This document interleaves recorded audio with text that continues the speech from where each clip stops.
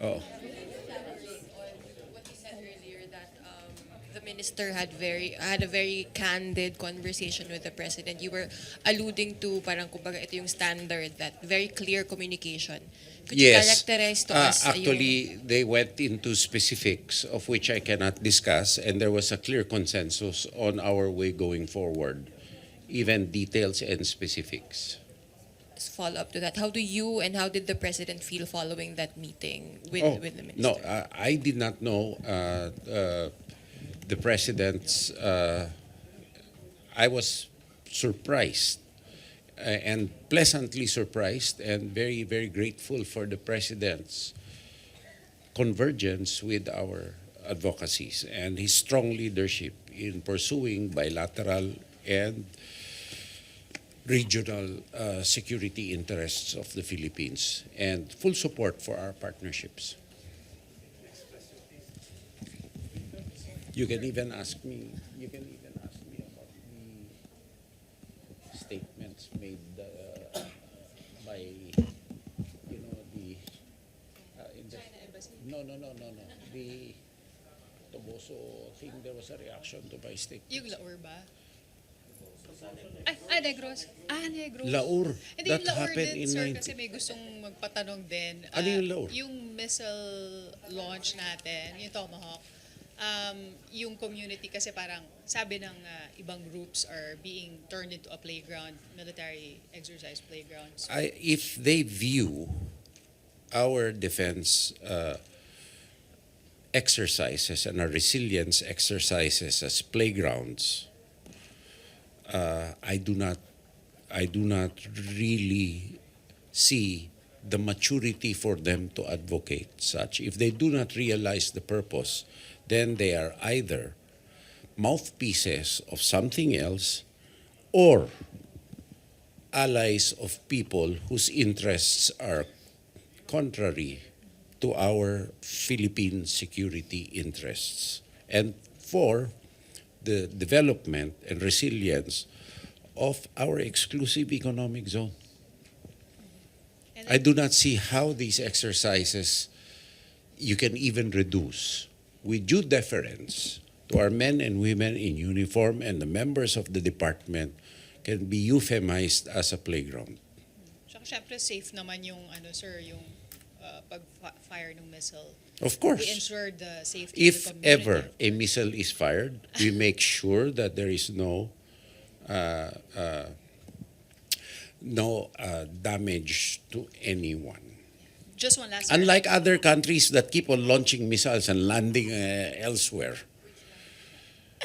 The most prevalent, the ones that land in Palawan, I mean, are you know who I'm referring to. Yeah.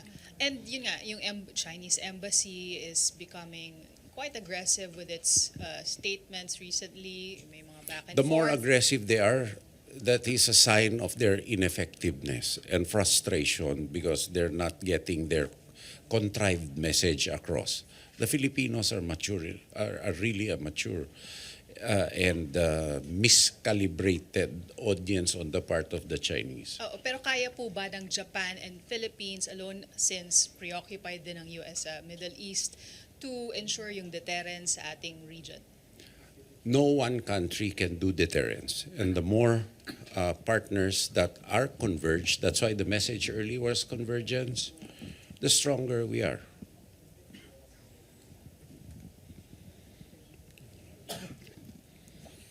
Sir, thank you for having us.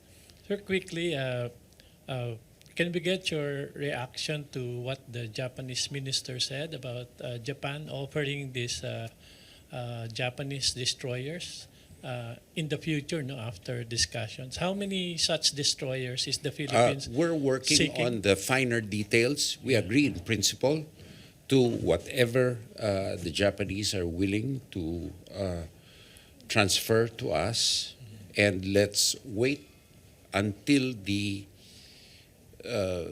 proof of the pudding is in the eating, and to avoid any snag in the smooth operation of the intent of Japan, avoid going into specifics. No? Yeah.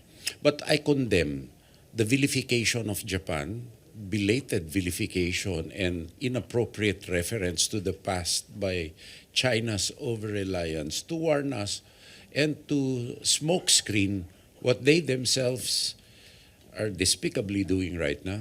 I mean, I condemn their vilification of Japan. It's unfair, uncalled for, and actually dishonest.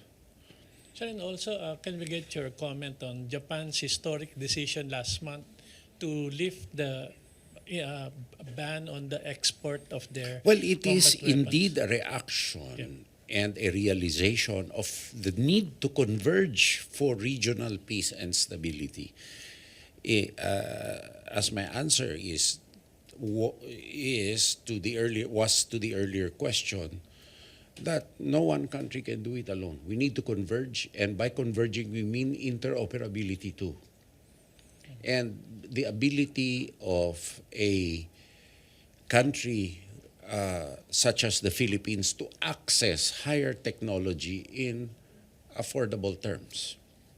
Sir, and lastly, sir, tomorrow's scenario in Pawai, Ilocos, the ship sinking and the firing of the T-88 missile by the Japanese forces for the first time. Sir, it seems to us like a very real situation that's happening near the South China Sea and the East China Sea. What message are you trying to send to the region by doing this exercise? Well, it's a message of our readiness to work together. Whatever interpretation one may make on the area, on what happened is for you to interpret, but to me, it is a function of the exercise coordination.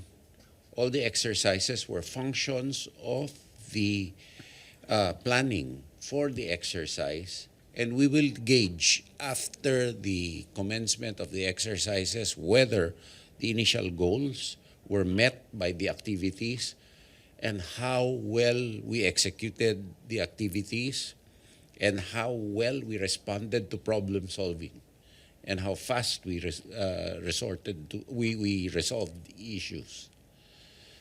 Thank you very much, everyone. Hindi, sige pa. Kung may bitin pa eh. Sino pa? Sino pa? Sir, Oh. Miguel from Reuters. Sir, in terms of... Bakit biglang lumaki ka? Payat na payat yung nasa Reuters. Tsaka babae yun eh. Lagi mo kaming Hindi, pinapakain, si sir. Karen, Wala. parang nag-iba itsura ni Karen.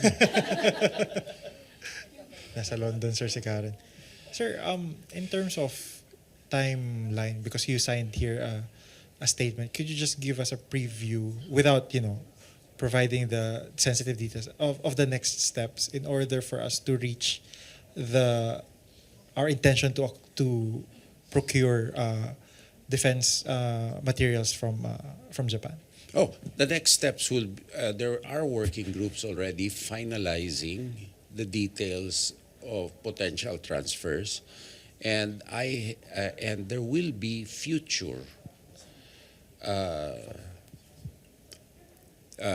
domain awareness. As you know, we have already received coastal radars, and we are looking to also enhance our domain awareness in terms of radars.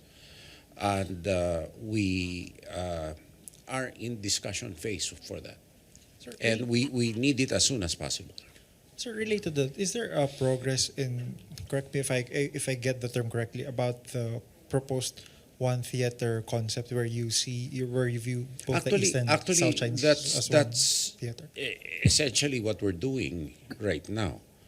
That we are interoperating, of course, with the ability of the Philippines to go beyond its easy. We are still limited because we're still filling that space. But eventually, actually, we will need to work in a more expansive manner, at least in the high seas. And naturally, to protect our seafarers. I made the case in Paris, actually, that 1 in 3 seafarers in the world is a Filipino. And it is a vital link to international commerce that these Filipinos provide. And so it is an international obligation to protect them.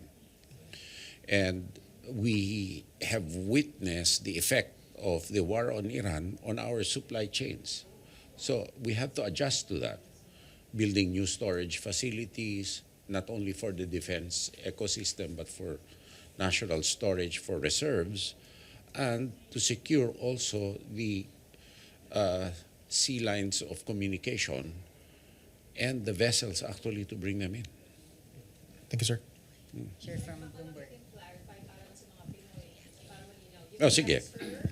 Is it bigay, pahiram, o Yung transfer initially, equipment, yung transfer ay bigay, no?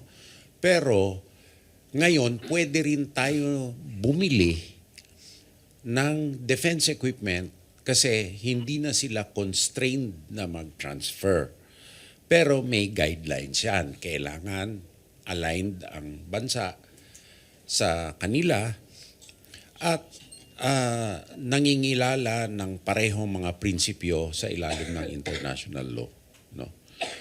So, initially, bigay at nakabigay na nga dahil tayo sa 3 taon na nakalipas ang tumanggap ng official security assistance sa Japanese government. At ito, makakabukas pa. Kasi alam naman natin, ang industrial capacity ng Japan, may capability sila for higher technological capabilities, higher value in scope, at lower cost. Kaya excited ako makita ito even joint co-production and other. Absolutely, last question. Sir, Jerome from Bloomberg. Yes. Sec, just you mentioned transfer in the meantime, but as we build confidence, we build capability with Japan, like particularly on the acquisition, what equipment are we looking at that we can acquire from them later on that will match the needs of the Well, we are Philippines? already acquiring domain awareness equipment from them, whether by transfer or by purchase.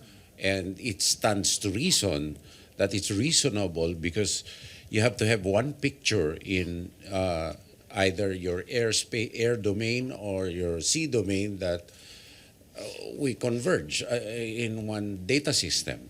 It's very important, even for operational security. We also are in the pipeline talking about maritime capabilities. They have very, very advanced air capabilities, but I do not think it is still open for export.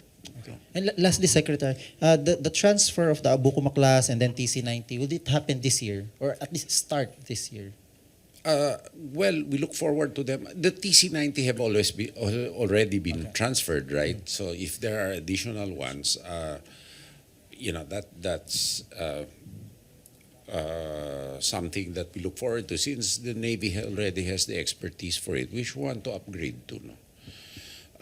Now, for the Abukuma class, I'll wait until it happens, but hopefully I want to see it happen very, very soon. But what is the deliverable of the Philippine Navy prior to acquiring the Abukuma class? They have to fast track their construction of adequate berthing and port facilities and to have the additional maintenance and sustainment capacity to make sure it does not become an oyster bed in the future. Yes, Secretary Aricel from Fuji TV.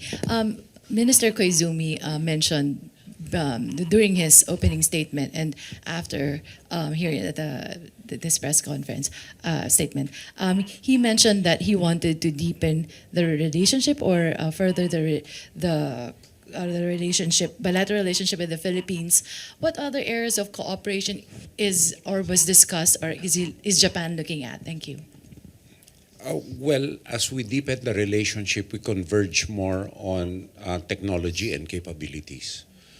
Plus, in deepening the relationship, we converge more with other like-minded countries. We are doing so now with Australia and the United States, and we'll see where our convergence efforts, either individually or collectively, go.